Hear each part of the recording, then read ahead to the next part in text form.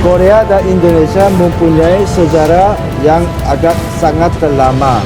Makanya saya harap hubungan Indonesia dan Korea akan tetap meningkat di masa mendatang. Kelima presiden itu menginginkan saya sebagai special envoy untuk Korea Utara.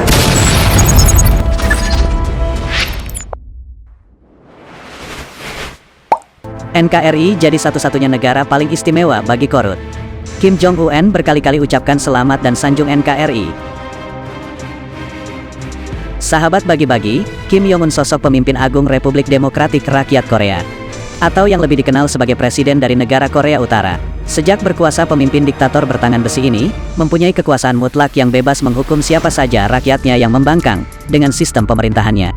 Sosok karakter Kim Jong-un yang misterius ini jarang muncul dalam publik, serta konfliknya dengan negara tetangga Korea Selatan membuat mata dunia terus melihat negara Korea Utara seakan-akan sebagai sebuah ancaman.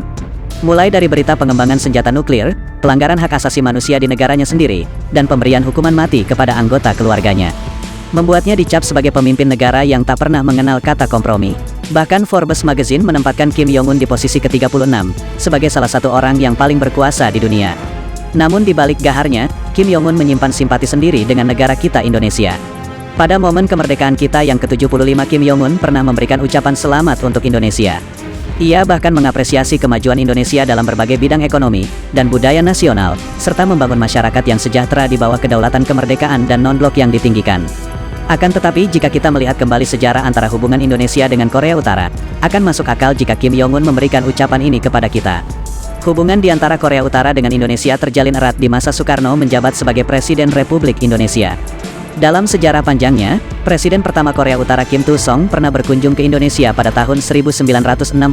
Presiden Kim Tu-sung berteman baik dengan Presiden Soekarno. Hubungan pertemanan ini terbentuk saat Presiden Kim Tu-sung diajak Presiden Soekarno berkunjung ke Kebun Raya Bogor. Di sana Presiden Kim Tu-sung tertarik dengan bunga anggrek dari Makassar. Presiden Soekarno memiliki inisiatif untuk menamai bunga tersebut dengan nama Kim Il Sungja dan menyebutnya sebagai simbol persahabatan abadi antara kedua negara.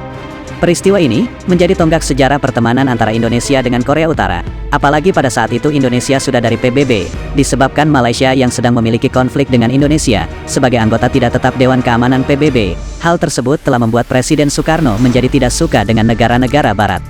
Oleh karena itu, Soekarno ingin membuat blok baru, di mana blok tersebut dapat menyaingi kekuatan blok Uni Soviet dan blok Amerika Serikat. Nama blok yang dibentuk oleh Presiden Soekarno bernama New Emerging Force, dengan anggotanya adalah negara-negara yang berada di Asia, dan salah satu anggota negara yang bergabung dengan NEVO adalah Korea Utara. Hubungan pertemanan berlanjut saat Megawati Soekarno Putri berkunjung ke Korea Utara pada tahun 2002. Ketika itu Korea Utara dipimpin oleh anak dari Kim Song, yaitu Kim Jong-un.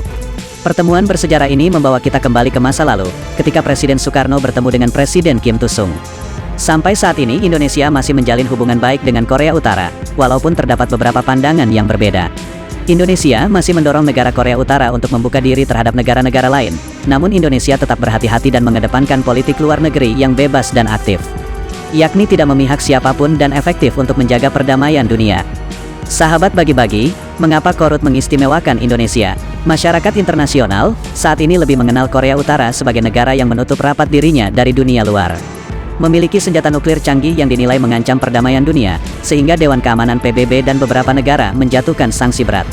Pelaku pelanggaran HAM kepada warganya dan sistem pemerintahan dinasti dengan menempatkan tentara sebagai elemen yang utama dan pertama. Di balik fakta-fakta itu, Korea Utara menempatkan Indonesia sebagai negara istimewa karena jaringan hubungan sejarah di masa lalu. Korea Utara menyebut Indonesia sebagai Big Brother, dengan penghormatan besar kepada presiden pertama yang juga sebagai founding father negara ini, Soekarno atau akrab disapa Bung Karno. Penghormatan Korea Utara terhadap Indonesia bahkan diwujudkan dengan menyimpan berbagai benda bersejarah, cenderamata Soekarno, di Mausoleum Kum Susan Palace dan museum hidup seperti Taman Mini Indonesia Indah. Fakta lainnya, Indonesia menjadi negara satu-satunya yang pernah mendapatkan kunjungan dua pemimpin Korea Utara secara bersamaan, yakni Kim Tu-sung dan Kim Jong-suk. Korea Utara begitu memuja legasi Soekarno, diantaranya Gedung Olahraga Senayan yang menginspirasi pembangunan Stadion Olahraga Korea Utara yang megah. Korea Utara juga mendirikan Sekolah Persahabatan Indonesia-Korea Utara, atau Real Gold. Sekolah yang bermitra dengan KBRI, sudah beberapa kali memperoleh penghargaan dari Kim Tu-sung, Kim Jong-tu, dan Kim Jong-un. Di sekolah ini anak-anak belajar lagu-lagu Indonesia, seperti Tanah Airku, Sarinande, Anak Kambing Saya dan Halo Halo Bandung.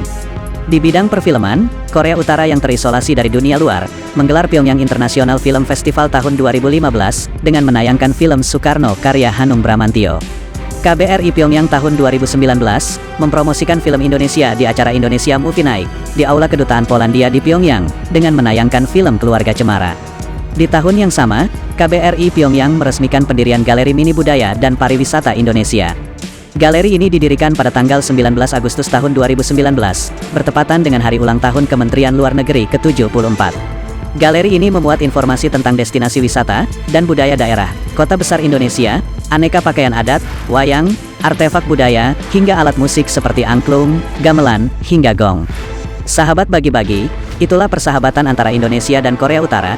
Bagaimana menurut kalian? Yuk diskusikan di kolom komentar. Merdekalah kita seutuhnya, merdeka!